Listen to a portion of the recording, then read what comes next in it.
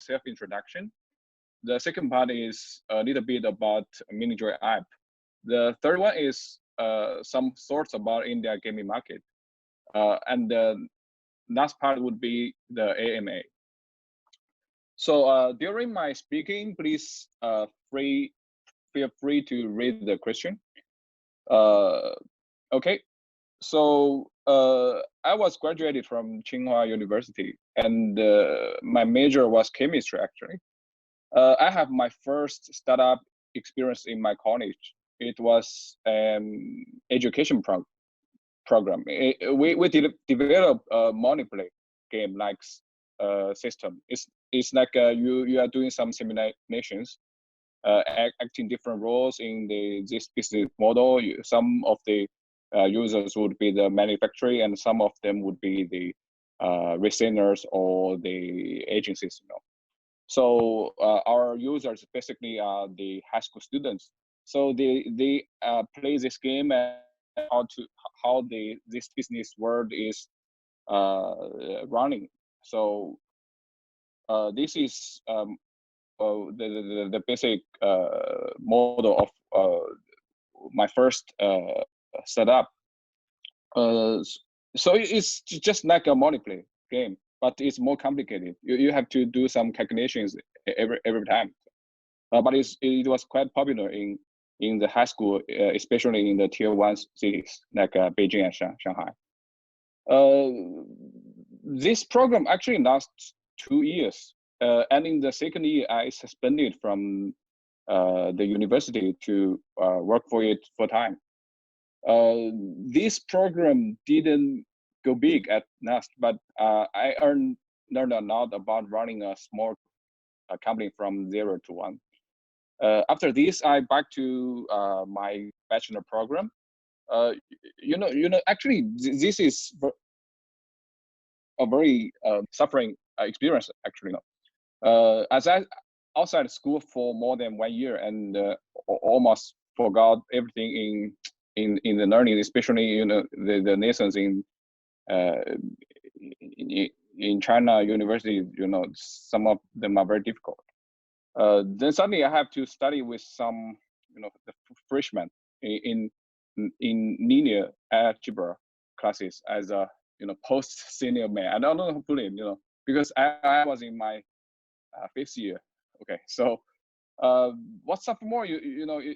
Sometimes you have to beg those freshmen to copy their homework, because the homework credits matters in our whole the scores. So after my struggling graduation, I studied to work for China Renaissance. It's I think it's the leading boutique investment bank in China, focused in TMT area. So they do like Didi buying Uber China, these kind of deals, and many other very famous cases in internet area. So and I worked for China Renaissance a few months. After that, I joined the Safe Partners. Safe Partner is doing very great in India venture capital area. So as I put in the in the PowerPoint, they invested like PDM, Swiggy, and many other famous internet startup companies. But Safe Partners, I have to do some little explanation about this. Safe is the abbreviation of SoftBank Asia Infrastructure Fund. So it was part of the SoftBank, and then Safe Partners spin off from SoftBank. So they do the independent running since near 20 years ago, and then like they start to do investment in India, and then and safe partners India doing great, then they spin off from safe partners China. So some of the cases I just mentioned, famous, they invested independently. Okay, and in early 2019, I founded Minijoy with my co-founder. This is a little bit about myself. So that was a little bit about myself. Breaks. Okay. I think that's maybe some internet issues. Okay. Next part is a little bit about Minijoy. So why we build this? Actually, I think you guys could download it from Google Play. You can just search Minijoy. It's in Google Play. It's called Minijoy Night. The name of online education company is called Trying Action. Sorry. And now that app is Minijoy Night in Google Play. Yes. So next part is a little bit about Minijoy. You guys could download it from Google Play and maybe have a try. But I don't think you guys are maybe the target users, as most of the our users are from no tier cities. So why we build this is from major from two sides. From the market side, we saw the great potential in the internet market. It's surging mobile users, the fast developing digital payment infrastructure, the high penetration rate of 4G coverage, and the potential of the vernacular users. So these are all the reasons from the market side we want to build this business. Another side is from the what card we have. People now seeing doing startup is like playing Texas Hold'em, to some degree. One of my co-founder has a very deep experience in social gaming area. His last project acquired more than 60 million users in China. Due to these reasons, we built Minijoy, a social casual gaming platform. Some people may ask, why need a new platform of gaming, right? So, actually, we think this kind of platform only may occur in casual games. Why we think there is a platform like opportunity, as if we divide online games to hyper casual, mid-core, hardcore games, and actually when the games become more complicated, or when it goes to the hardcore game, actually the channels or the portal or we call the platform. Actually, this kind of things, they play a less important role, because the content itself can do the publishing. So, but for the lighter games like the casual games or hyper casual games, people don't. We believe that people don't need to download it. They should play it. I was trying to say that why there is some opportunity here, for the casual games platform. I was saying that when the contents of the games becoming lighter, the portal of the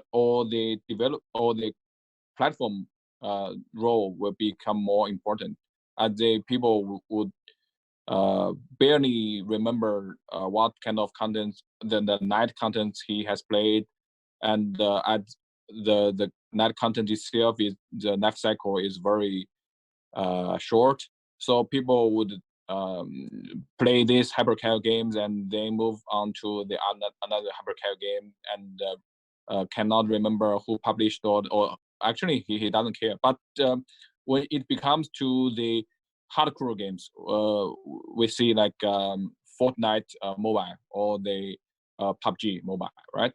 People would the content itself can do the publishing and can be spreading. So for this kind of contents, actually the platform or the channels play a very nice important role.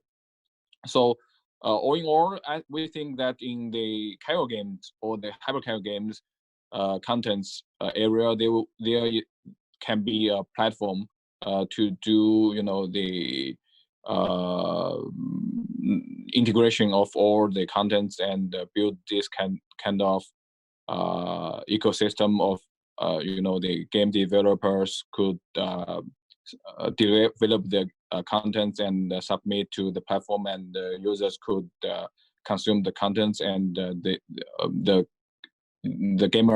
game developers could monetize by the in-app purchase or the ads. So this was what I was talking. So okay, I will do some introduction about what we have now. We actually we have near 1 million daily active users in the Google Play version and the APK version now, and we do monetize from the ads and little bit in real money game. So and people would may want to know that what we think about the chance or the challenges here in the India gaming market. So I have to say that we all know that India gaming market would be something big, but for now it's still in the very nascent area, but it's in a very good trajectory actually. And the biggest challenge here we can see that for every publishers or the content providers would be the monetizations, because although we have very huge user base in India, actually it's the second largest user base in the whole world. Like we have like 250 million users in gaming users in India, but the market size comparing to the user base is still quite small. We have only like I believe we only have like 500 to 600 million US dollars market size in India. So I think this is the biggest challenge for all the gaming area. And but we actually see some very good phenomena here, both in-app purchase and some very unique area. In-app purchase, we see that PUBG Mobile actually doing quite good. Before PUBG Mobile, actually, I think some of the gaming area guys are already, depressed or feel very disappointed about India gaming. They think it cannot go big in a very long time because they cannot make any in-app purchase. But I think PUBG Mobile changed this. So another very unique thing is about the real money game. Real money game I think is quite unique in India comparing to any other countries even, because in the whole India market, the real money game actually contribute more than half of the revenues. As I said, there are like 500 around a million market size, more than 250 million market is generated by the real money game. It's very unique. And so these two phenomena, I think, give many gaming area guys some confidence. So.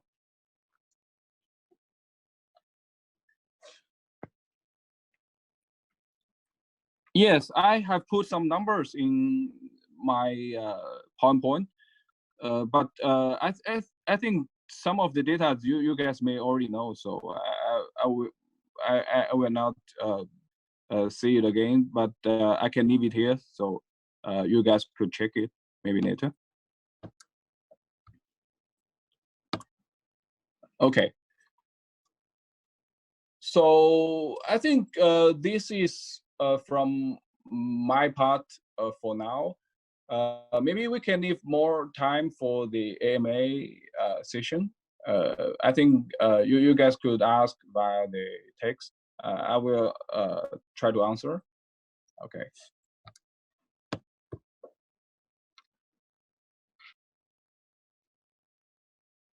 Okay, so how to study in the banking industry with no tech background?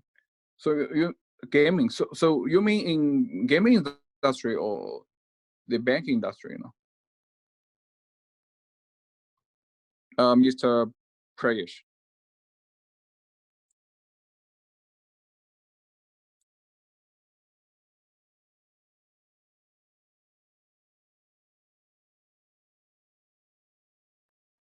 Okay, from 1 to 0. Actually, I think when we're doing the startup, first the most important thing that you have to start with forming a group. So you have to form a group who can have some like a mutual trust and who can have maybe some skills you don't have. So you can have the to form both skill set maybe in the takes or in like the finance or something else. So the most important thing is that you don't have to think about how you can be a tech expert when you a newbie in gaming industry and didn't have any the developed experience before. So what you have to do is to find someone who has. So as I mentioned, I have a co-founder. He was the CTO and the co-founder of a very successful famous project in China, and that project is a social gaming platform, and they acquired more than 60 million users in China.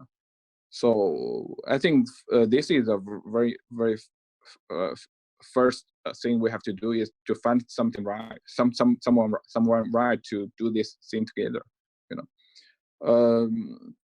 Another thing that you have to do the finance. As fund the guy and fund the money are very two important things in doing the startup. And then you have to give the full trust to the guys who know this, but you have to do the risk control. This is what you do in some areas which is important, but you don't know. Like in the tech development, let's say, if you don't have any tech background, you have to give full access or full trust to the guys who have, right? But you have to do the risk control, and then you have to keep an eye on the timeline and to check it frequently. So you will know if there is anything goes wrong or the process is moving on regularly.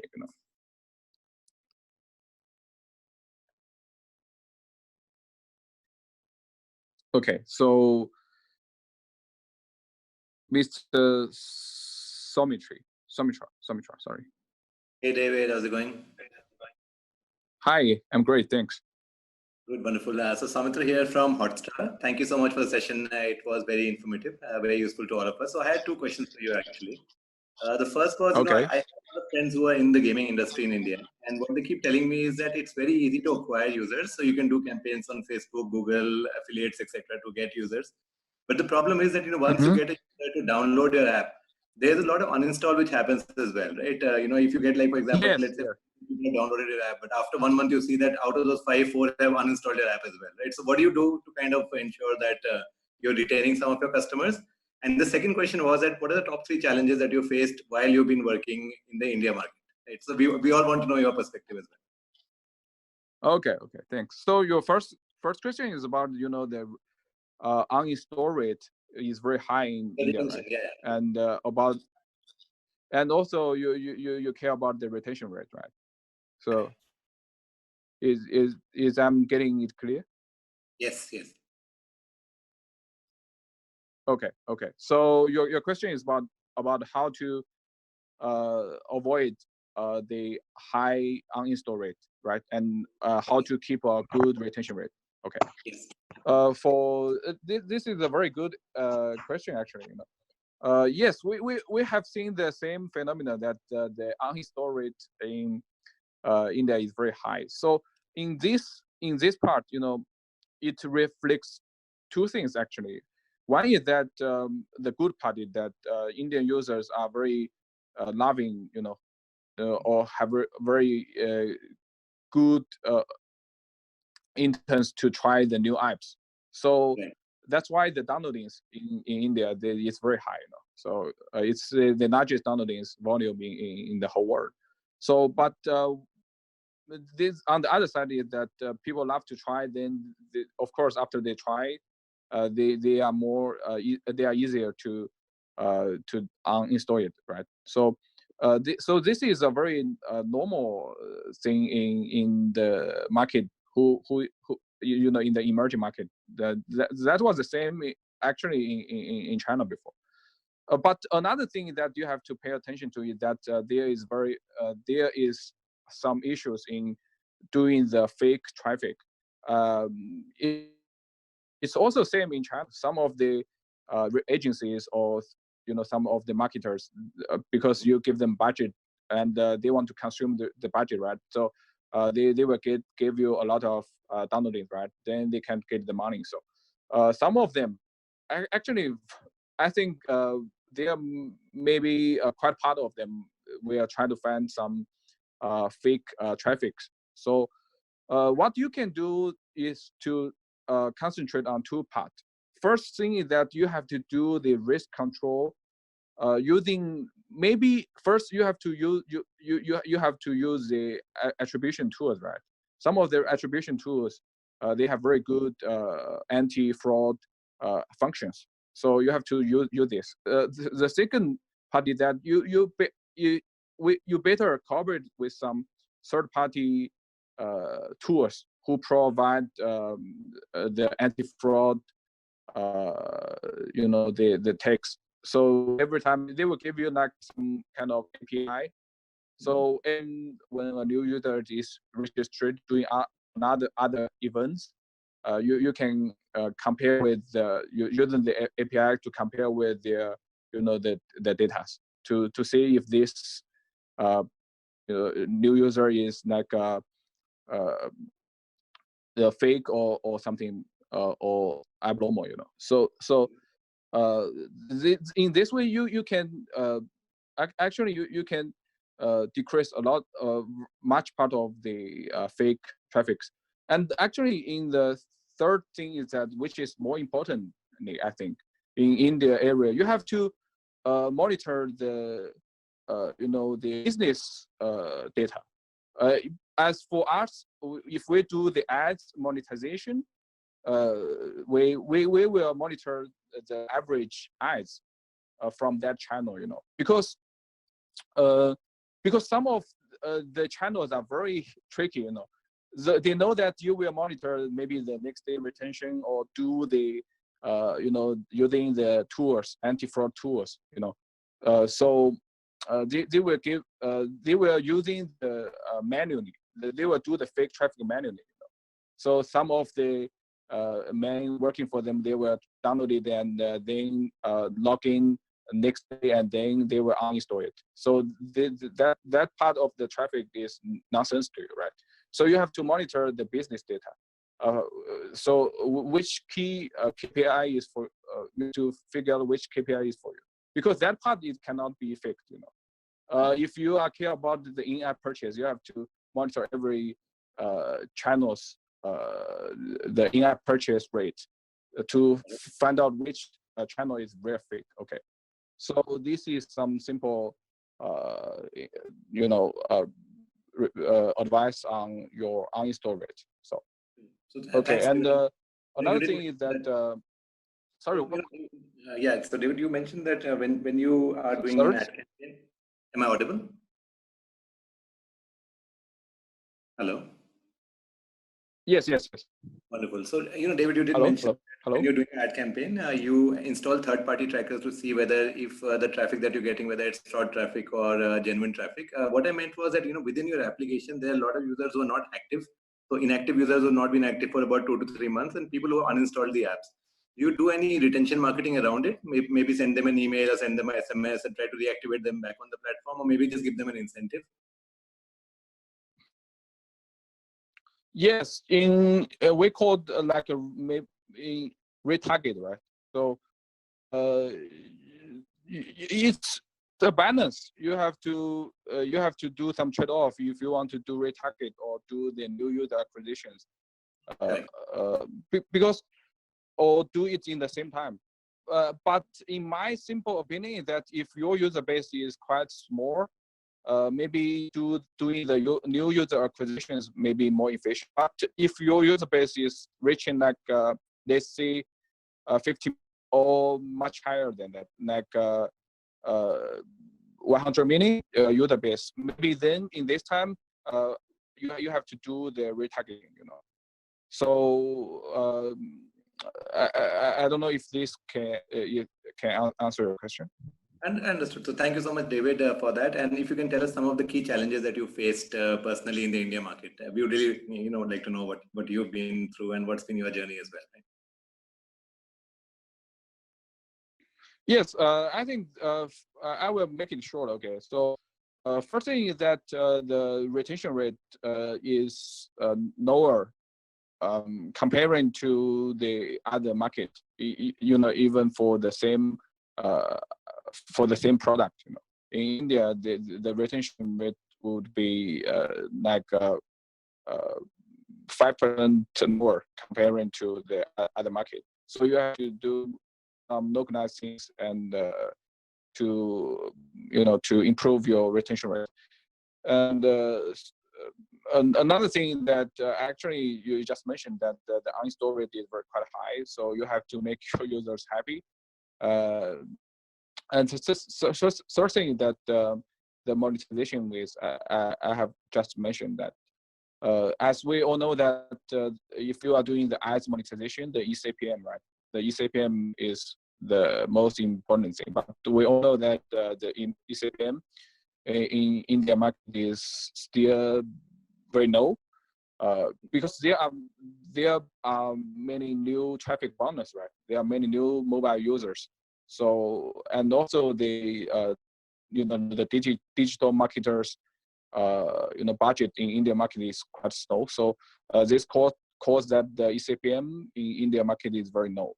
So you have to do something to do a bit to improve the eCPM, maybe using the waterfall or the header bidding, to make the revenue better. So something also we are facing some challenge that how to as the foreign companies, or the foreign founders, we cannot, sometimes it's much more difficult for us to get, the real point of the users. Sometimes we just put some functions, we thought it might maybe have some good response, but when we release it, we found that people don't really buy it, So we have to find a more efficient way to get real interactive with our users, and to know what we want and what we like, and also combine this to our data analysis. So this is also some challenges. Yes. Thanks. Thank you so much, David. Great listening to your challenges that you faced in the India market. Okay, thank you. So David, I have a question. So, is there any? Yeah. Yes. I have a question. Is that so? Hello. Yes. Yes. We can see that Minijoy is a platform for games, and also in Indian market, we can see that there is a player called Hago, right? It's also maybe a kind of platform for games. So what's the difference between Minijoy and Hago? So how do you think about the kind of maybe games platform in Indian markets? Yes, in the base, we are a gaming platform is kind of like a game box, right? So there are many games in app, but we combine this feature, a gaming box feature, with earnings, to some rewardings. We matters about this, and in Hago they combine these features with more social, so this is like two different paths, but we are also thinking about some more social features in the later times. But for now, when people go to these two apps, they have different goals. When users go to Hago, their main goal is to play some games and know some girls, and when they go to Minijoy, their goal is to play some games and earn some money. So this is quite two different paths. But we also, but maybe, as I said, maybe in the near future, we all would be more look alike in the social features. Okay. About the gaming platforms, as I said, I think for the casual gaming area, the opportunity is good. Yeah, because people from the demand side, they love the Indian users. They are, many of them are the new mobile users, so then they are more into this kind of light gaming contents. So.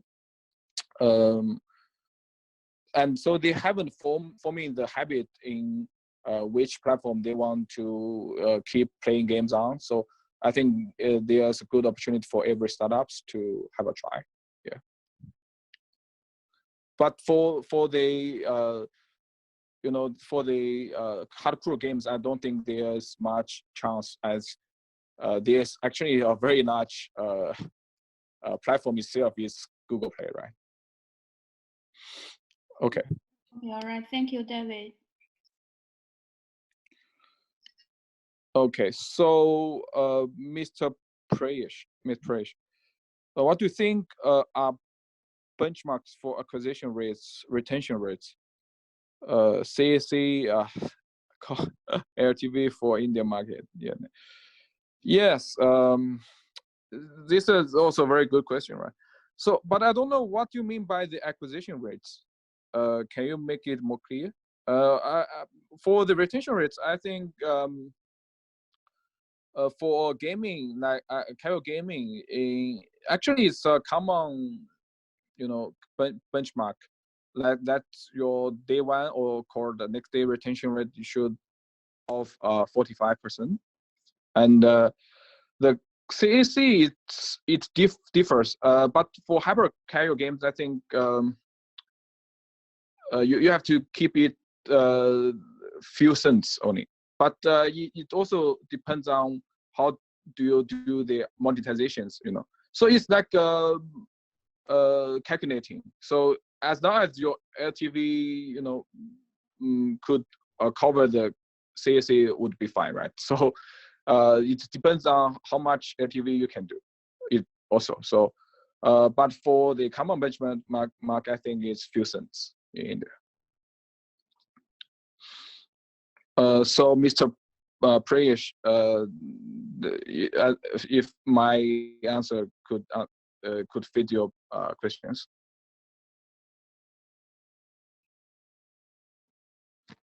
Thank you. Okay, so Jojo, Okay. how about we have the last question, or to Okay. see? And anyone have a question? And so the time is going to up, and we can answer the last question from you. If you have any question for David.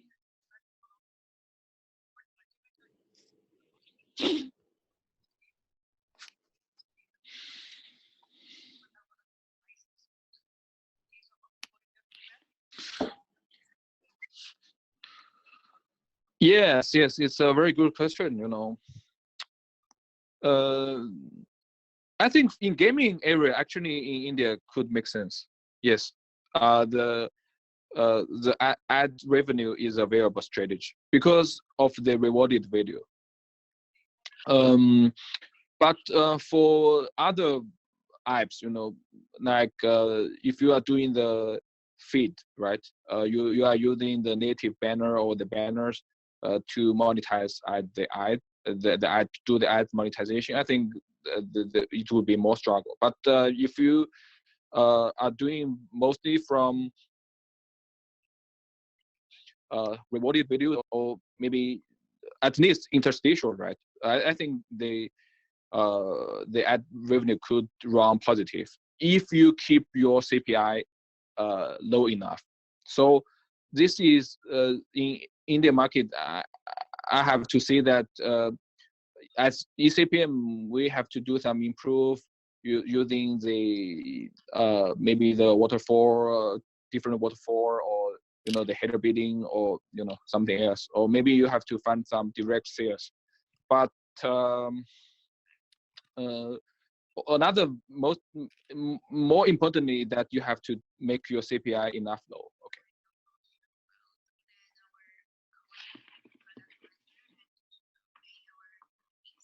So thanks for all of you guys, and thanks again for Insights communities organizations. Thanks for your time. Okay. Okay, all right. So thank you, David. So I think thanks. I think this is the end of my sharing. Okay, thank you. Yes, thank you, David. Thank you so much. And also we have a WhatsApp group for startup, and it's our first session for startup. And also in the future, we are gonna invite more and more founders and also investors to hold the kind of webinar in the future. So if you are interested in the kind of webinar, and just join our WhatsApp group. And also for today's video record, we will share the link, the information we have today within our WhatsApp group also. So I think it's time to end our today's session. So thanks for your time. And also, there is also in our group, and if you have any further questions about maybe Indian market, about the games in Indian, and you can DM him or just discuss the kind of question in our group, okay?